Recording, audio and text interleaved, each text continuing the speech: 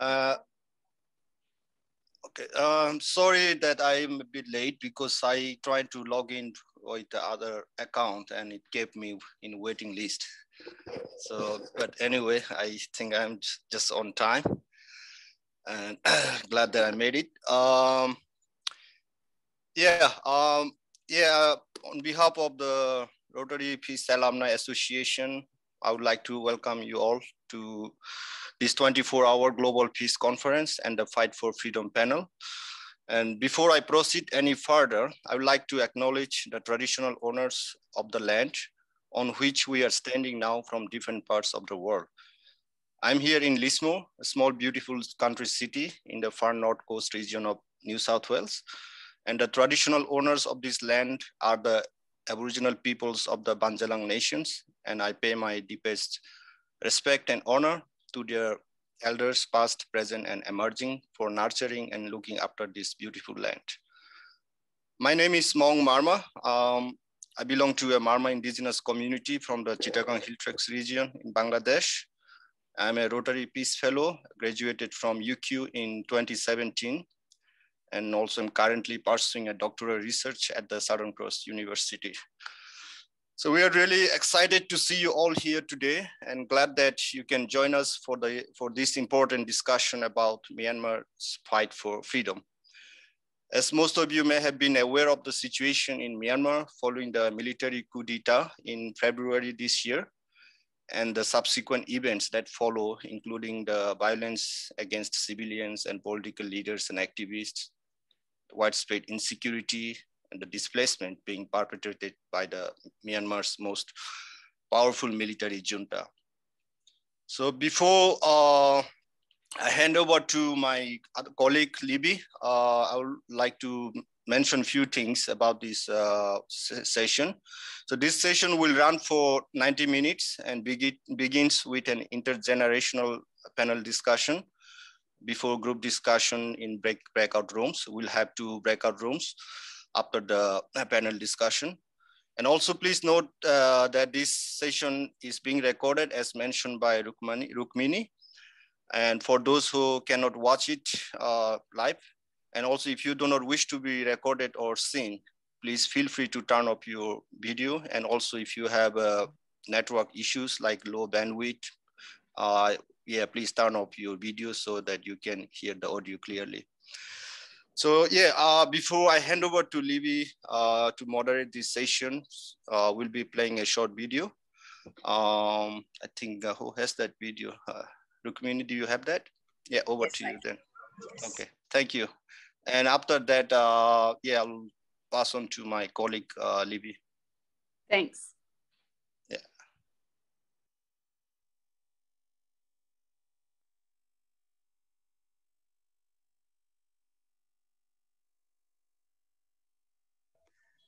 Give me a minute, it's taking time to load.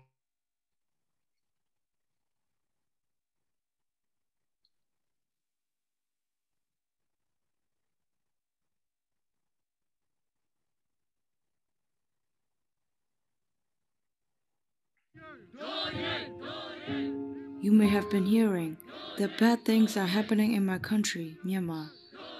Our country has been ruled by unelected military leaders for 60 years. They have controlled every aspect of our lives and had closed off the country to the world. In 2011, they agreed to gradually hand over power to a democratically elected civilian government and open up the country to investment, trade, and aid from around the world. However, the military generals forcibly took back control of the country on February 1st. They were afraid of just how much power they were losing to the popular civilian government and started arresting and detaining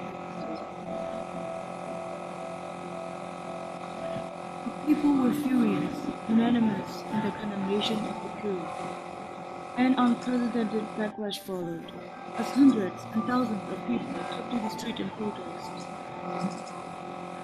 Women, men, children, the elderly, everybody joined in, hanging pots and pans in traditional symbolic gesture against evil.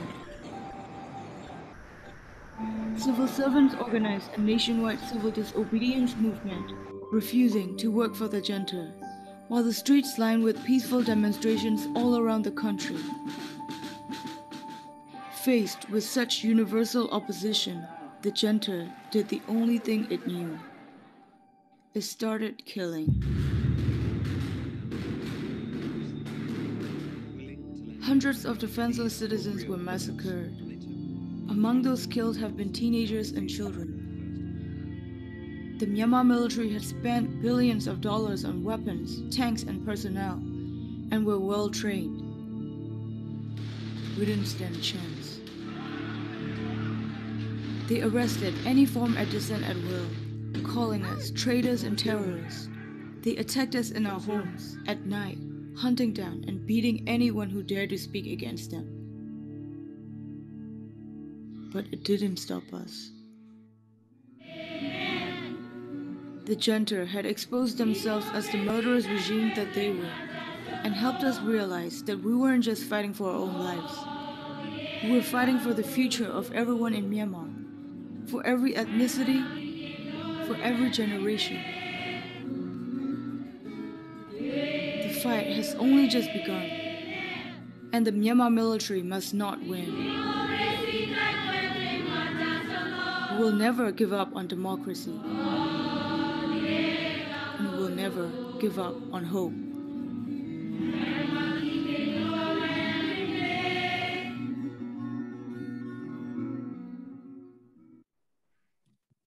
Thank you very much for that video. I think that kicks off this session very well. First of all, thank you everyone for making time to share a spotlight on what is happening in Myanmar today. My name's Libby Hogan. I'm a journalist that previously worked in Myanmar, both as a freelancer and working with Democratic Voice of Burma. Since February 1st, since the military took power, we've seen not only those that were democratically elected thrown into prison, including Aung San Suu Kyi, but also we've seen journalists, artists, filmmakers, and even reggae singers. It's been a moment that started off quite peaceful, seeing the protests of tens of thousands that took to the streets in Yangon, but also across the country.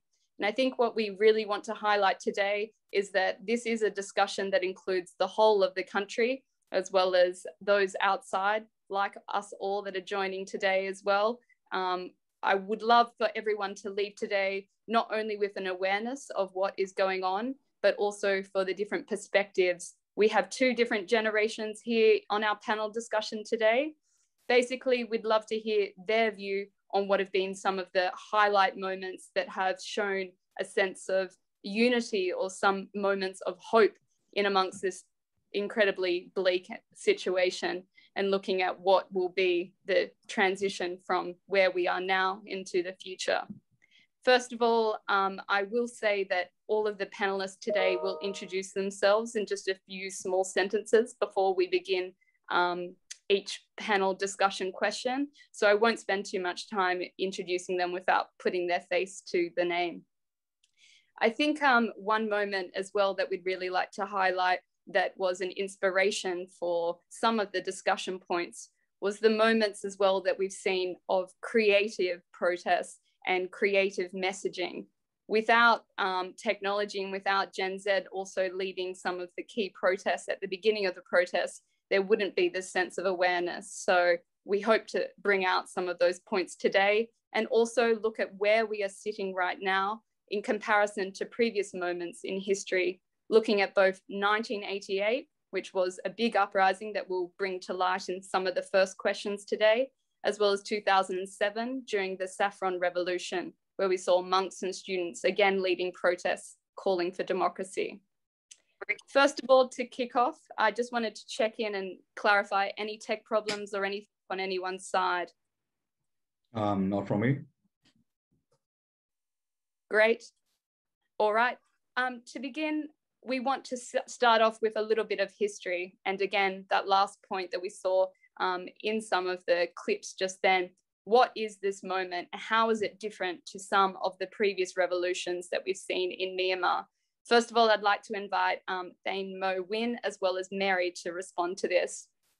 Looking at this moment that has been dubbed the Saffron Revolution, people rising up against the military, saying they don't want the military to rule, they want democracy. How does this moment, the Saffron Revolution, compare with previous moments we've seen in Myanmar's history of protests and uprisings? Dame Mo Win, if you'd like to kick us off, please. Yeah, thanks, Libby, for having me, and Peace Fellowship Alumni Association as well. Yes, if we talk about the revolutions, we had many major minor revolutions in the past. After 1962 coup and after 1988 coup, 1997 university students protests, and the 2007 Saffron revolutions as well. I got involved in the 1988 revolutions and 1996 university students protests. Then after that, because of all the universities shut down, I left Myanmar and continued my study in Malaysia and then continue here. So what happened was, yes, of course, those revolutions usually triggered because of the junta's cruelties and the brutal oppressions, you know. So, and then after the revolutions, if we say those face the severe crackdown by the junta, because they see that peaceful demonstrators are their enemies, you know. So in terms of what we need to compare with the past and the current scenarios of the 2021 revolutions, of course, if we see in the past, we had each revolution has its own uniqueness. From if we look at 1988 revolutions, a major uprising, for example. So apart from the mass protests and nationwide revolutions, we could say like we had a parallel government, NCGUB, we had the Students' Army, ABSDF, we had the civil servants joining these revolutions. And if we look at 1996, we had a university students protest nationwide, and also Saffron revolutions in 2007 as well. But however, those revolutions in the past failed because of, not because of the revolutions itself was weak, not because of the junta was strong. It was because of some of the international key players got involved in that obstacle, being an obstacle in those revolutions, I must say. So if we look at the China and Russia, they have been very close ally of this terrorist Myanmar military junta. And in the meantime, the United Nations Security Council couldn't come up with those effective resolutions or the actions against junta. And at the same time, international communities, including ASEANs, have been voicing out that deeply concerned internal affairs and so on.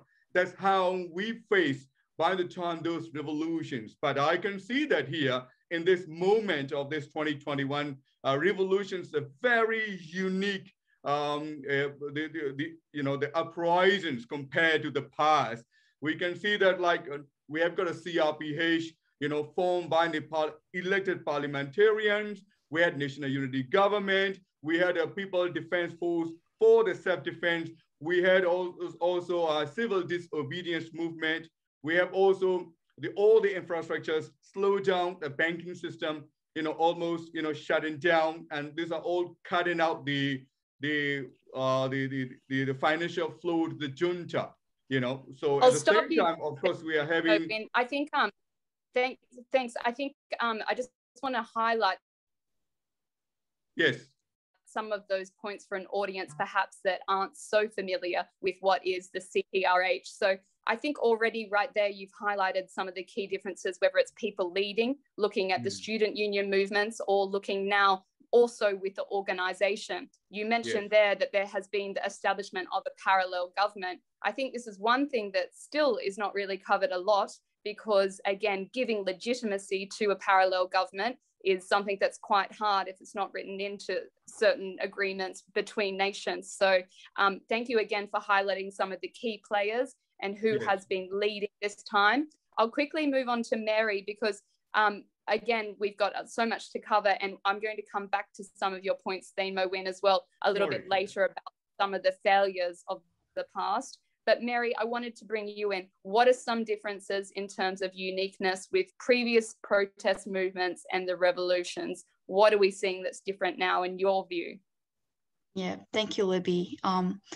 Hi, everyone. It's such an honor to be here. My name is Mary, and I'm a student at the University of Melbourne here in Australia. So in terms of uniqueness, the one unique thing in this current movement of Spring Revolution compared to the previous ones, it has also been touched on by Ute Moe. I would say it is the strong and consistent civil disobedience movement, in short, CDM. It is actually not a new concept. It is the active refusal of citizens to obey certain laws, demands, or orders of a government. In this case, Myanmar citizens are refusing to accept the military regime as the government. And in this movement, staff and workers have refused to work or serve the regime until the democratically elected government is given the power back. And despite the danger that these workers face, such as being arrested or losing their jobs, government staff from all departments, including healthcare, education, they have refused to serve under the military regime. And they have also gained support from public, actually locally and internationally, in both financial and social support. And I think this support is really essential and it is unique because we have to keep the CDM going because we have to, because it is very powerful weapon. It is a powerful weapon to fight against the legitimacy of the military regime. And also it is showing that the people of Myanmar, they are being resistant in a non-violent way, in addition to the protests since the beginning. Oh, thank you there, Mary. I think that one point they're talking about the civil disobedience movement, or CDM, is something that we've seen a lot on protest flags, and we've seen this call, which is an incredible call and raising the stakes incredibly high to say, leave your jobs. If you're a doctor at a hospital, leave your post because we need to create a sense of chaos so that the military have no legitimacy. They can't function. We need to cut off the money. I'll keep the ball rolling and move on to the next point and bring Kothane Mo Win back in. And I'll just get you to say one sentence to introduce you. We went straight into your passionate response, so I'll let you introduce yourself in a moment. But basically, we're talking about what is Myanmar's unique position. We've got China in the north, we've got Thailand, we've got Bangladesh, we've got all of these neighbors around, and we've got some very big key stakeholders as well that want their finger in the pie for some of the natural resources. Can you kick us off? Why is Myanmar so important? And given its strategic position, how does this influence the situation and moving forward with the key players that come in due to the geopolitical situation? Yes, first, I forgot to introduce myself. After I left my university, then I continued my degree and master in Malaysia, became lecturers, and then I got scholarship to pursue my mechatronic engineering in the University of New South Wales. I finished my PhD. At the moment, I'm working in the ResMed. But as Libby, you mentioned about the geographic locations. Yes, indeed, this Myanmar is a very strategic locations of Southeast Asia. It is, I must say, it's a gate of Southeast Asia. It has got a long coastal line open to Indian Ocean and the Bay of Bengal. It has been sharing with a long border with the major powers, India and the China. But unfortunately, this Myanmar is facing is a democratic struggle for the past more than 5 decades of time. People there have been living under dictatorship, have never been living under the peaceful the conditions, have never been under the full democratic government in since 1962 coup. If we point out, we have witnessed, the international communities have witnessed what happened was after 1988 coup in Myanmar. There were the denials of ethnic minorities' rights, crimes against humanity, human rights violations, ethnic cleansings. Even we have seen like a genocide against Rohingya minorities happen, in Myanmar. So as we see what will happen for the regional the global peace, we see aftermath of this 2021 coup, if we don't stop this junta, if the international community fails to stop this junta, there will be a lot of threats will become reality. We see that China is a very close ally of this Myanmar, as I mentioned, that they will take over many projects across Myanmar, building dams and drying out rivers and digging out the natural resources, and also the causing like a deforestation. It will have an impact on the environmental threats and the climate change threats. And China will, control the upper Myanmar because it needs to establish One Belt, One Road projects. At the same time, China will build the artificial island, the same that we are facing off Philippines in South China Sea. Having the presence of China in the Indian Ocean and the Bay of Bengal, lots of the global threats will become like, the international trade threats, the maritime threats, and the climate change problems, and peace and security threats in the Indo-Pacific regions, those areas. At the same time, this military junta, will try to fool the international community saying that we are on the right track of democracy, but they will drive out this racial, religious minority out of the country, causing another genocide. And also they will also, they create the drug export in those areas, the problems. And also they will create this country like North Korea. So, I'll stop you there, Thamo Win, because I think yes, as well, some of your points about what are some of the threats for Myanmar. You looked at environment there. We've also looked at natural resources, how this could displace some of the local populations also to the natural resources. And even last night, listening to the UN Security Council trying to vote on a declaration, trying to have an arms embargo. Finally, 4 months after the coup, they've agreed at least on calling countries to stop the flow of arms. So the threat also of a large-scale civil war is really, really quite risky, and that window of trying to find peace and negotiation in the hands of ASEAN is perhaps ticking as well. So I'll let Richard comment on some of those points. So Richard, hearing your point of view, given Myanmar's geopolitical position, what are some of the key stakeholders? And also I'd be interested not only at hearing some of the partners and some of the important players you think are key in influencing Myanmar's future. Has anyone also, in your view, taken a step forward at trying to open the dialogue or maybe discuss with the military to hand power back to the NLD? Hi, my name's Richard. I'm from 88th generation, like Thamo Win, and after that I joined the military kind of to fight against military government.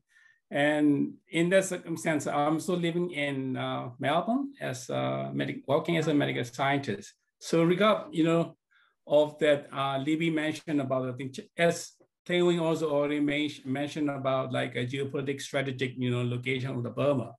And this is very important because like when China became a, second largest economic powerhouse, they try to, using like the leverage money and pour into like, destabilize the probably, like Burma, like signing with the military.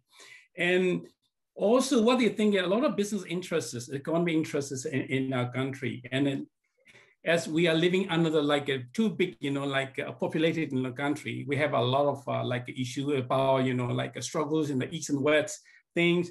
And not only that, also China doesn't really want the Burma to be like a kind of having a genuine peace, because they try to make the other ethnic to be like giving some support to revolve against, central government. And not only that, they also selling all the military goods to the government as well. So what happens if Burma become a kind of Myanmar become like a genuine peace, is a restoration or like a democratic, China will lose a lot. So they don't like it. If like Burma become unstable, if Burma is still become authoritarian, there will be the Chinese winning side of that. And secondly, it's also when you do a peace, like a mediator last year, like 5-10 years ago, and they trying to be not inviting other like a partner, peace process partner, like the Westerns, like, a country, America, or England's or Australians, any one of them, they don't want them to be, like a part of the peace process. So the China try to pretend as like a peace mediator, making a peace building in a country. And also what they do is like, also the China has another issue is like, when they think, it's a one size fit for all, but it doesn't fit for Burma actually. They got to be looking at other side of like a thing, like how we can help to restore the peace, but actually they don't. So, and another thing is like, not only that, the private sector of the China also involved, like, illicit trading, cross-border trading, and making a conflicts, even though they're providing a mercenary services, to the military junta to crack down the other bit of like anti-military, movement. And some part of like what Levy says, like we try to initiate to get a like handing over back to the like the public, elected government of an LD, and they tend to be like ignoring, like that's what we have already done, but the NLD has like, we might have a little bit of that. That's why, we have a little bit difficult with dealing with the other thing. For the sake of the ASEAN, China has a lot of influence on ASEAN regions, but all the Asians or ASEAN regions countries are like authoritarian government. So that type also very hard.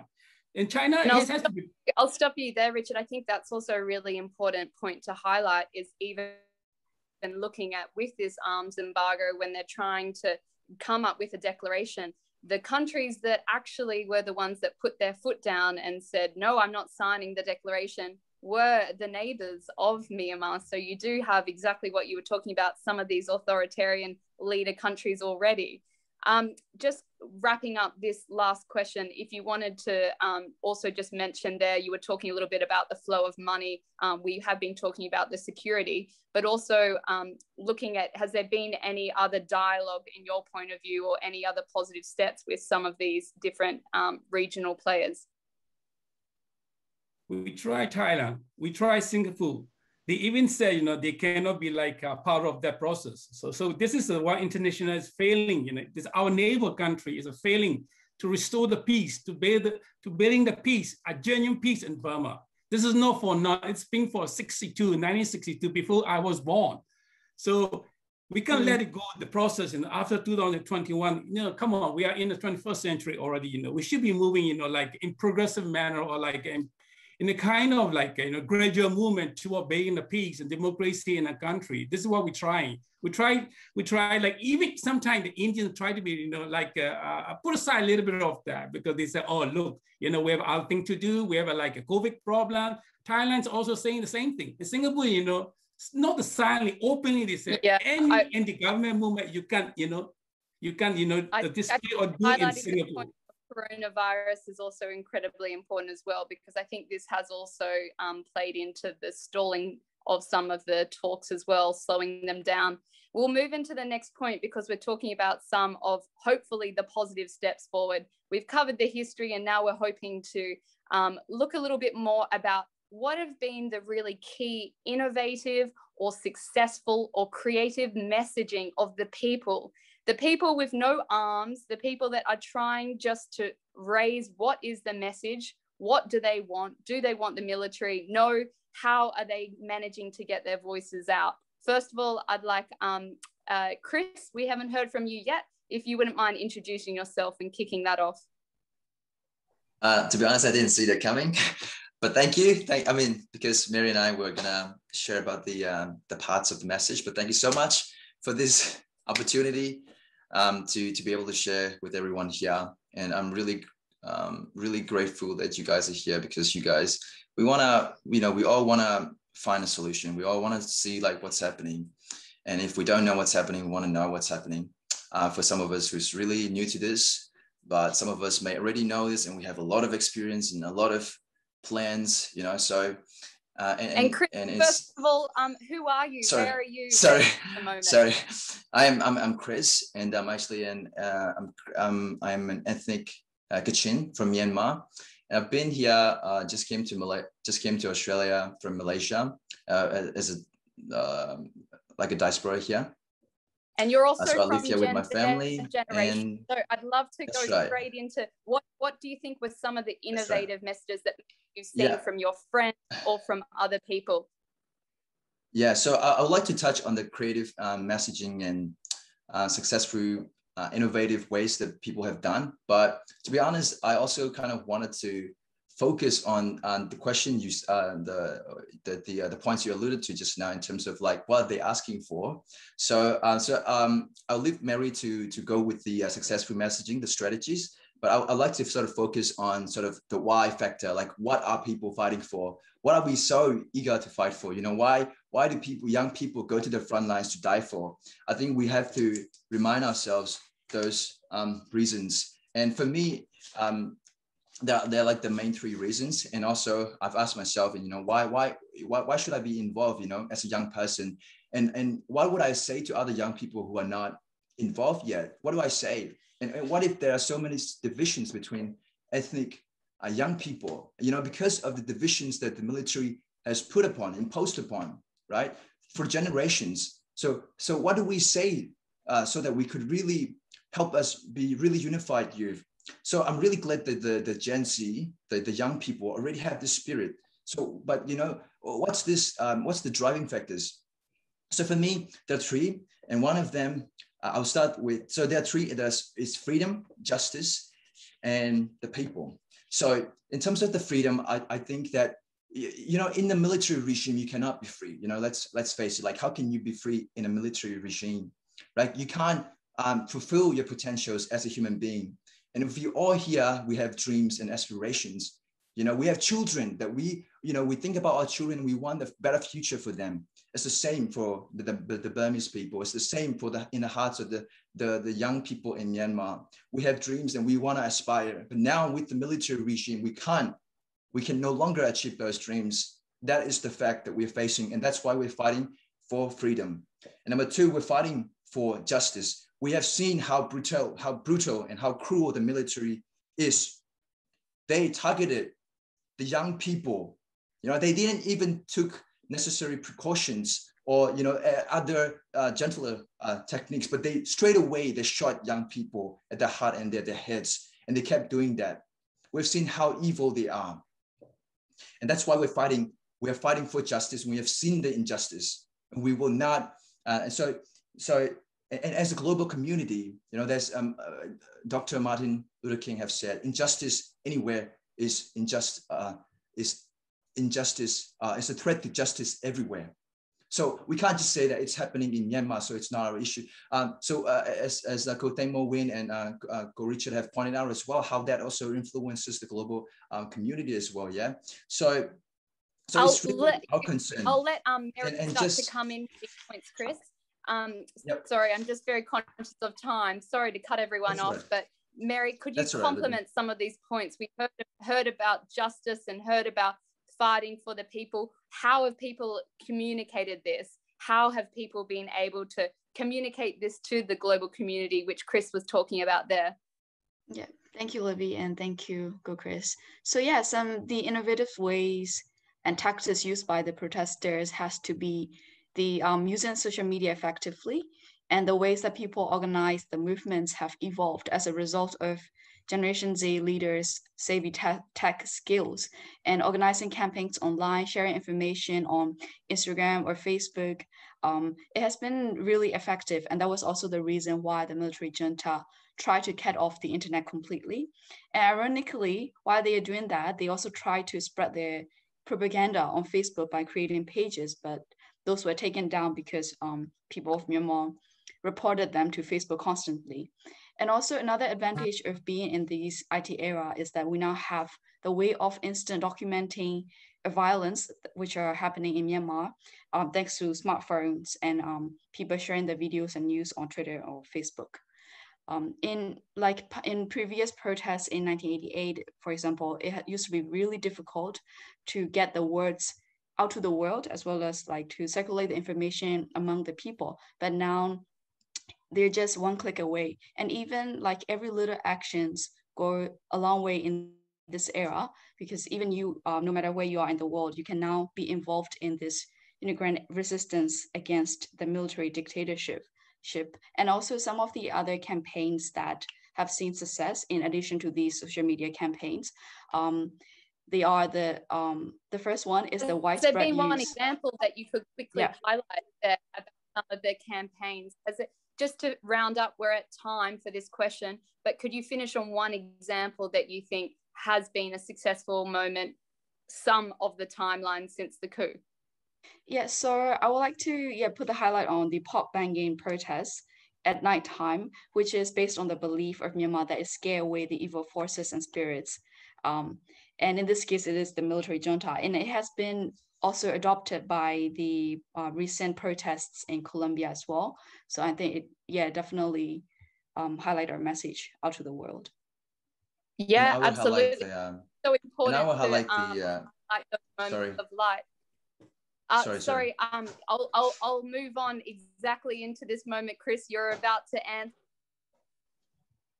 the question for the next one, I know, which is, what are some of these moments, again, that have been either light or hope? So that pivots perfectly from Mary's point.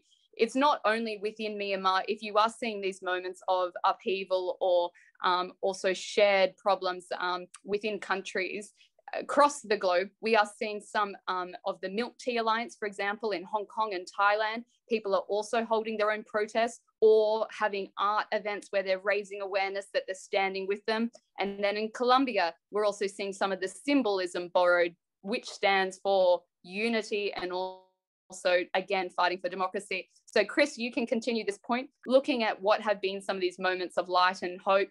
And one thing that I think is really important to highlight is, again, you being Kachin up along the China border, we've also seen in the most isolated areas of Myanmar incredible unity, and unity that we haven't seen in other protests, perhaps as widespread in Asia. Yeah, 100%. Thank you, Libby. So in terms of the lights of hope, right? So this time, I think for the first time, we have seen many ethnic groups come together as in divided ethnic groups as well, coming together to fight against, to join this pro-democracy movement and to fight against the military. So we have one united front. But I think something to really highlight here is that, Myanmar people, Myanmar citizens at large have become more aware of the ethnic struggles and minority struggles, and they begin to really feel sympathetic. So I think this really is a light of hope for all of Myanmar people. And now we are really against one evil, and that's what we are really holding on together. And I've seen, and we're still seeing ethnic armed groups like the KIA, KNU, and different PDF groups, fighting together with a common agenda. And right now there's a lot of, they're planning a lot, they're training a lot to really work together. Because one thing I would like to highlight is that, as much as we do peaceful revolutions, we've seen how deadly that was for our people. So I really think that the approach that the armed revolution in terms of fighting against the terrorist military regime, they are no longer the people's force. But what we're hoping is to be able to form a united ethnic armed forces against and for the people. Great. And Richard, I'll let you come in here. In terms of unity, what have you seen? Again, being one of the ethnic minorities, and for anyone that doesn't know, Myanmar has this incredible diversity of over 134 or even more ethnic minorities. So again, the diversity in the culture and the history there to overcome all perhaps differences and unite and protest. What have been some other moments of light or hope that you've seen? Thank you, Libby. Because I came from the Karenni tribes, or ethnic from one of the 9, major ethnic in Burma or Myanmar, and we have a other sub tribe. But even though when after the military coup, the 1st of February, all these we have 9 minor kind of tribes. They come together and to fight against the military, they know that the national liberations and the downfall of the military is very important. So whenever everyone, for example, the Karenni in the war, they come together, They fight together. They fight against the government. They fight against a military government. Not only that, you know, I propose some kind of like referring to the law. We want peace. That's why we prepare for war. Any kind of war. Any kind mean it's not like, killing people, not like that. Maybe diplomatic, maybe, you know, getting awareness of international, any kind of war to defeat the military government. That's once for all. That's why we all see, you know, I never seen in my life. I've been, you know, maybe 50 years old already, and I never seen such the meager foes come together, fight against one particular enemy, which is good for us. As the young one come together, as the elder, you know, all the senior and junior join together, women, children, grandpa, grandma, auntie, uncle, join together hands. Because what they want to fight off the military junta for once for all. We might be a little bit suffering now. We will be fight once, a good fight, where we drive them off forever, and forever we'll have a peace, and, you know, like a genuine federal and democracy flourish in Burma. That's what we're hoping. And this is the thing, we want to send a message to the international community. Please help us. Please help us, please. Because we need to have this one, to get off this one. That's why we call for, this is the last battle. We are preparing for the last battle. We are fighting for the last battle. So please, please help Myanmar people, Burmese people. That kind of help we are really, really, really require from international, like community and family. Thank you very much. Absolutely. I think just there as well, talking, it's not just a figure of speech, actually saying that it's one Karenni or one Kachin.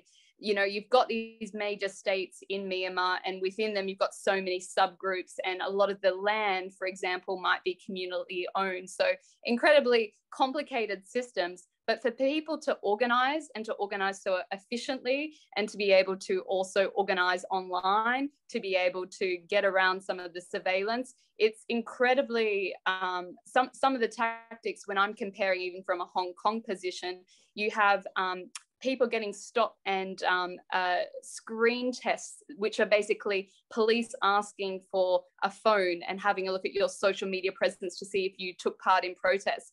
Those tactics have never been seen in Hong Kong. That's in Myanmar. So people having to organize themselves to take security lessons, to make sure that they're also communicating safely and organizing, that says something about the unity and the trust as well. And that's something that can't be broken by the military.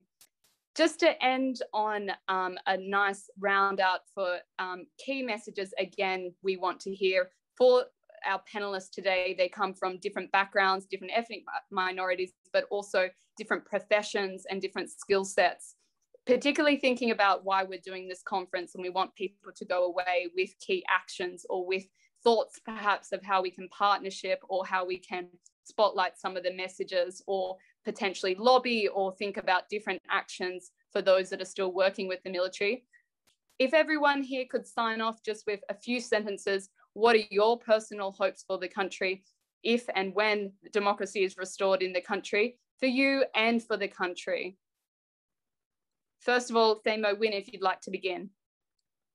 Yeah, Myanmar we had a golden age after the independence until 1962, and it has got a very high prosperity at the time.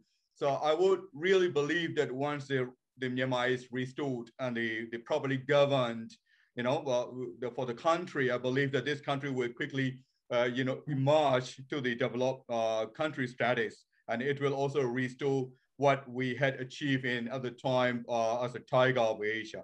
And the people will also have a prosperity, and also will have they will enjoy the fruitful of the democracy. And Richard. Yes, you know, like we have a golden era, and once we are, you know, like a famous like rice barn of Asia. And Second World War, we help a lot of like you know, like food aids to the Japan. So what the thing is, like if we can restore the peace of democracy in a kind of, my colleague, you know, Themo Win's already mentioned, we can restore it. We have a lot of know-how and professional out there, including Gen Z and whatever our generation before, who would like to come back to the country. We can reconstruct it. We can rebuild our country in a short period of time. I don't say 5 years, 10 years time. This is a good what we're hoping for. And the people will be never fear of military, never fear of or any authoritarian kind of rule. We will go as it is, and a proper in functional government for the next generation after generation has yet to be born. Thank you. And Mary. Yeah, for me, as a member of Generation Z, I feel like the history is repeating itself because I've never thought I would be going through, something that my parents had gone through as kids. And I definitely do not want my next generation, my children, to go through this again. So yeah, I'm determined to do my best in bringing democracy and the freedom from fear to my next generation and children. And Chris. Yep. So as Mary said, the history is repeating itself. But what to note is that we're not going to let it repeat itself. This time, we're going to end it once and for all. I'd like to hereby really let all the Gen Z out there know, and all of us Burmese people know that the truth is on our side, and the truth will prevail, and that we will win. Yerobo Aoyami. Yerobo Aoyami. Yes. Hello. And, yes. Yes, I think signing off with that salute as well, one of the most powerful moments that we've seen all over the internet is that they have really captured the movement with the 3-finger salute, something that is borrowed from the Hunger Games movie. Again, a symbol of popular culture, the younger generation really borrowing symbols that they thought may be able to influence a wider audience. A symbol of resistance, holding the 3-finger of salute. Thank you very much for your time, for everyone that was sharing different thoughts there from different backgrounds and different perspectives. And I think it's important to end on the note that now leading into the breakout sessions, we're hoping that we can also hear from different Rotary Peace Fellows as well, what have been some of their experiences with trying to amplify messages and awareness that may be helpful right now for different people working on raising awareness of the situation in Myanmar, but also key actions to try and stop those perhaps working with the military or trying to think about those that aren't being ethical within the country. So we will put up on the screen later on a list of different resources and pages to continue the learning after we leave here and think about actual actions that people can sign up to. Just to begin the breakout sessions now, Adele, I might let you take over and explain this. If you could just introduce how we will organise and what are the key focuses for them. Of course. Thank you, Libby, and good evening, good morning to everybody. It's a great honour to be here. So my understanding is that the session will now be divided into 2 breakout rooms, one which will have our panellists from Generation 88, and the 2 questions have been posted into the chat here, and there'll be a discussion around these 2 questions, and we really invite everyone to participate fully as much as they would like. The first question is around why the global family failed to support peace building in Burma between 1962 and 2021. And the second question is, how do we start a dialogue thinking about the repercussions of Myanmar? Sorry, things are moving. There we go. Thinking about the situation in Myanmar and what way those be on the regional and global stability. And then in the Generation Z breakout room, we'll be jumping in and discussing how we might amplify the impact, some of the ways that Mary and Chris were speaking to earlier. So how will some of our activists build their messaging, both locally and internationally? And then also, really drawing upon the experience of our participants in this session, thinking through what are some of the ways that you've seen work in supporting these young activists. And so I believe that, Rukimi, we will break out into our 2 sessions. Yes, we are ready. So we will have approximately 24 minutes just to make sure that we end on time. So we'll have about 24 minutes in the breakout rooms. There are 2 rooms. One is the 88 Gen, the other is Gen Z. And the participants are assigned automatically except for the facilitators for both the rooms. So and just wanting to highlight, hopefully we come out of these sessions with a new kind of energy between different people that are participating and learning what are some actions that they can leave from today, feeling not hopeless and not able to do anything, we're hoping to think about some concrete actions. Thanks. Absolutely. So I'm opening up the rooms now. Ready to go. Yeah, so you'll be back, you'll be automatically moved into the rooms, and you'll be back in about 23 minutes. I was just wondering if any of the audience would like to choose a particular, if they choose to, would that be an option? Would you want that option? If we sort of can put it out to the audience, whether they would like to, because I can see like some of them, maybe they're like the younger people, maybe they want to be in our group. Okay, let me do this. I'm going to quickly reset the rooms to make sure that participants are able to choose. Now, if everyone starts to comment. Yeah. Let Great. me quickly reset. Then if not, we can just allocate so that we can start getting onto it straight away. Yep. Yeah. I'm going to just rename the room. Great. Gen Z and 88. Okay, you'll get a choice to choose whichever room you wish to move into. For those of you who are unable to choose, you can let me know vocally and I'll move you in. Right, here we go. Okay, joining now. Thank you so much. I joined Room 1. Gen Z. Hi, Rukmini. I think I would go for room 1. What's 1, Asma? Gen Z or 88?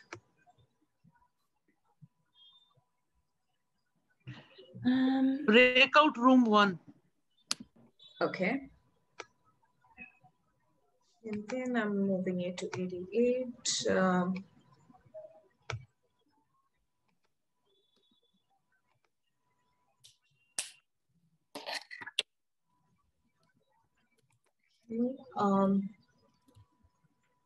Lele 88.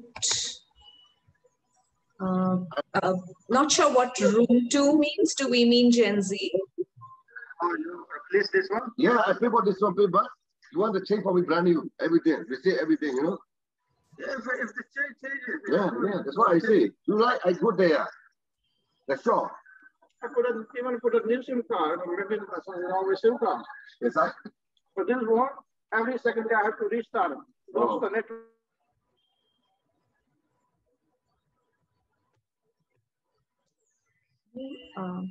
Rest of you, if you're having trouble choosing, let me know on chat and I'll move you.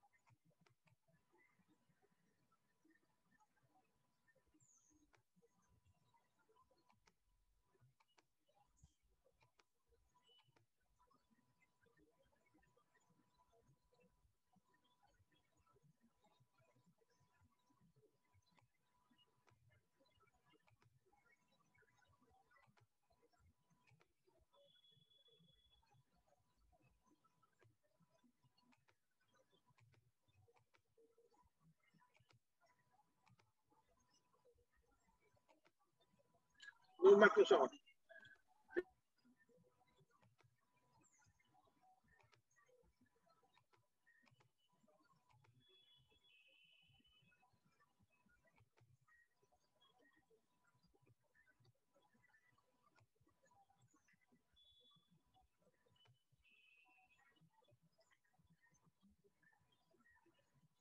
Catherine, feel free to join a room if you wish to.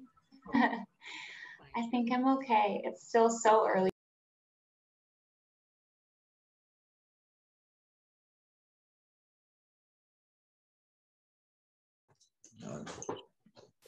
Okay, so we're back in the big session. Thank you everyone for all of your time again, and I hope some of those key actions or key conversation and pointers were helpful with those 2 sessions. I'd just like to close out the session and just wondering, Chris, did you want to use the moment now, or Adele to put the last multimedia on the screen? It's not me that's doing that. No. All right, we're just going to put the last page on the, perhaps we can provide a little bit of tech support here. I think, yeah, Rukmini, I think you might have, there we go. All right, so we're hoping that everyone today stay connected, stay interested in Myanmar, and provide whatever support or even just listening and helping those around you. We're hoping that there's some new thoughts and new ideas that are leaving this session. Thanks again for all the panelists as well today. Anything else anyone else would like to add? Yeah, so we have made a just a web page for us specifically for this group, so that after the session we could go to the website to have a look at some of those resources that we have on the website as well.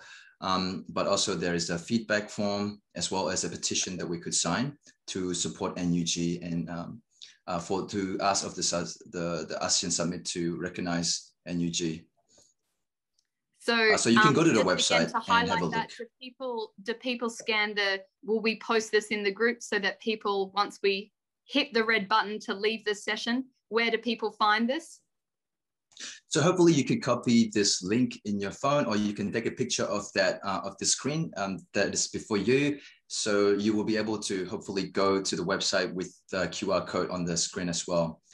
Alternately, just save the so you can scan the QR code here with your phone camera, and it will take you to the website as well.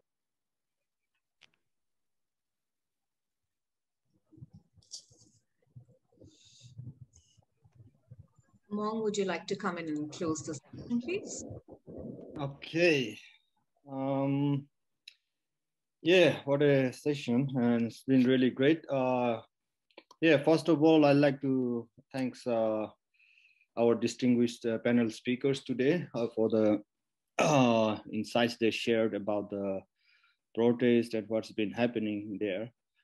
And also, yeah, I totally support the cause as being not just a neighbor, it's a peace fellow and just member of this global community. So, and freedom, justice, and democracy, those are like water, food that we eat. So only those who start from food hunger, they understand well what is hunger, starvation means. People who are deprived of, justice, yeah, they are the one who actually know what justice means. So I think that means we really need to, as a global community, also listen to the people there from Myanmar, not general people. I think they are the main drivers. As you see every day, the protesting, risking their lives, so many young people who will be the next, leaders. So I don't think we can afford to lose any of, the precious lives, especially in this struggle against injustice, violence. So I like to thank again the organizer, Rotary Peace Fellow Alumni Association, for this organizing this event, and also all the hard work, everyone that you put together. And also I'd like to thank our colleagues, Libby, Len, and others for inviting me to, say something. Yeah, yeah, and all the audience who, because of you are the main here. And also, yeah, just last, I think we should do whatever we can from our own, position, from own place. There are a lot of ways to help, to support. And yeah, and myself, I've been also following regularly here, and the local MP here, she's a great supporter of Myanmar, and she's been with the Aung San Suu Kyi for many years. Yeah, so last parliament, she helped there to, do around some capacity building for the NLD parliamentarians in Myanmar. So yeah, I've been always in touch. We live here in the same city. Yeah, but this is not a one person's job. This is everyone's, responsibilities. If we do really care about the humanity, really care about, justice. So no matter where you're from, I think at least just a positive word, as the Aung San Suu Kyi mentioned, I guess, about this, wherever you are, you just need to have first that instill that feelings of, support or solidarity. So that's the key. So with that, and I'd like to end this session for today, and also again, can we? Oh, sorry. Sorry. Yeah, could we just Could we just do a three-finger salute, and then hopefully, if that's all right, we could share the photos with the ones that we did in the other session as well, with the hashtag Peace Builders for Myanmar. And we could also, and we can send it out to you guys as well after you fill out the form. If you choose to fill the form in the Google site to stay in touch with us, or alternately, hopefully you'll be able to see on Facebook with the hashtag Peace Builders for Myanmar. So if we can all do this, sign, and then we can go in the gallery mode. If someone could do that for us, or I think if we do this, we can extract it from the recording, hopefully. So that's how it works. So thank you very much, everyone. Just a security warning: if you do not want to be photographed and be on social media, please avoid being on video here. Thank you. Thanks for coming. So I'll just say in Myanmar, Ayirabo Aoyami. And that means the revolution must prevail. So, Ayirabo Aoyami. Thank you very much, everyone. Yeah, thanks, Chris. Just a short few things to mention before I close early. Sorry, I forgot. So, yeah, Ellen asked me to mention this. It's really important that, where is it? Okay, how do I get this? Yeah, so about other session, if you want to join, there are 50 other workshops and panel sessions. So you just need to log on to the Hopin webpage, and also, yeah, you can see all the sessions. And also the videos of today's session will be available on Facebook, Rotary Peace Fellows Alumni Association, and also our website. So if you enjoyed this session, also please consider donating to the work that Rotary Peace Fellows are doing throughout the year. So you can just simply visit their website, and there's an option for donating donation. And also we will have more programs coming in the future. So if you like to receive updates, please sign up using, I think Ken Rukmini. Hello? Yes, the links are on the I didn't see. Okay, there you go. I lost my own Zoom page. Can you put that link, please, on the chat box? The links are on the chat. Okay, yeah, that's fine then. All right, so yeah, and that's it. And it's been really great and nice to meet you, my co and sisters from Myanmar, and all of you. And thank you very much for joining today, and have a lovely evening. Thank you so much, guys. Thank you. Thanks.